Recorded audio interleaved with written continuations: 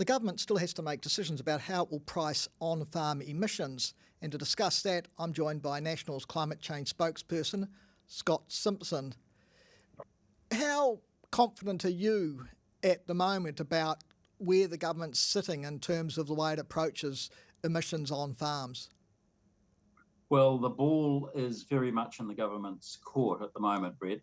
The whole concept behind He Waka Eke Noa was that the farming sector partnership group were able to propose a consensus view from within their group that was an alternative to the legislated backstop that would see agriculture being included in the ETS on the 1st of January 2025.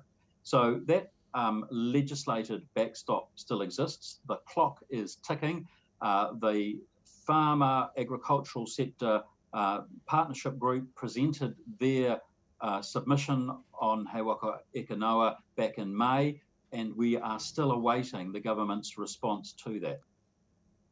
And of course, the Climate Change Commission also did a report on that report, and essentially it didn't like the idea which was in that report of sequestration, of being able to use on-farm vegetation to offset.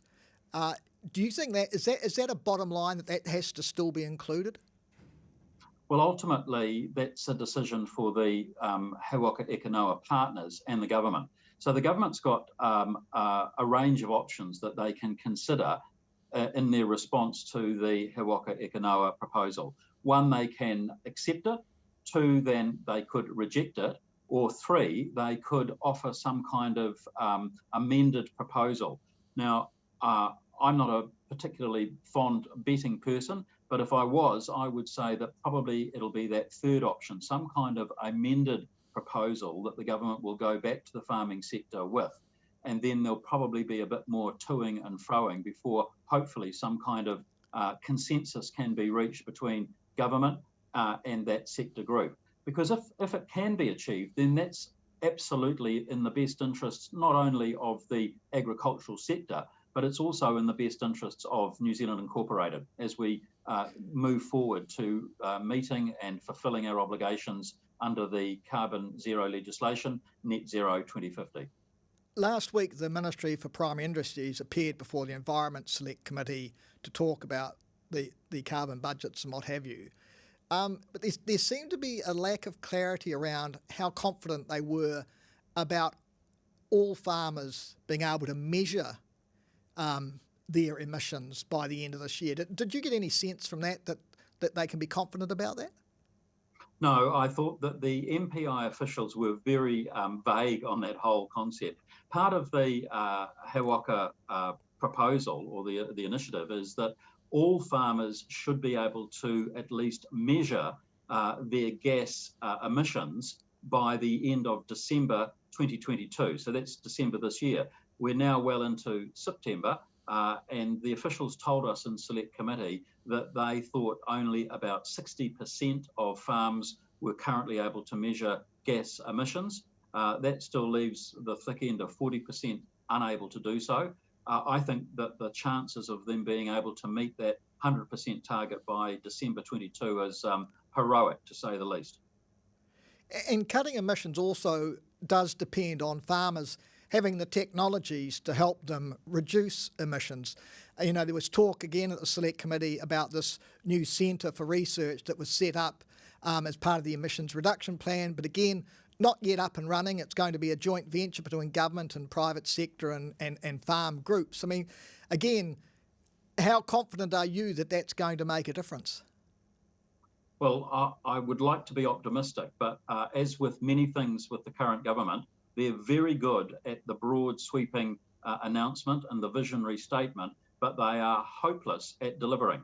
So a big lump of money allocated to the centre, but so far very little in terms of delivery, and the clock is ticking. As I said earlier, the legislative backstop kicks in on the 1st of January 2025, like it or not. And so it's absolutely in the best interests, I think, of not only the farming and agricultural sector, but also government agencies like MPI and others, and where new enterprises or new initiatives have been set up to help achieve the goals, that they do so with a high degree of urgency. And many people are now beginning to really criticise this government. We saw student climate strikes last week in Wellington and other parts of the country, young people demanding that action takes place faster. And so the message pretty clearly to the government is that they use the levers and tools that are available to them to make things happen faster. And it's all very well and good to make an announcement, to allocate a bucket of money, but then if nothing is achieved as a result of that, then it's all for nothing. And that's where I think the frustration is with so many people about the actions of this government, not just in the climate space, by the way, but a whole range of policy areas.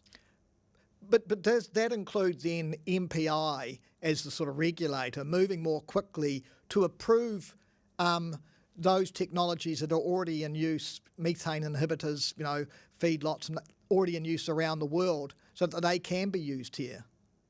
Sure. So we need, as a nation, to try and crack the conundrum that is biogenic methane.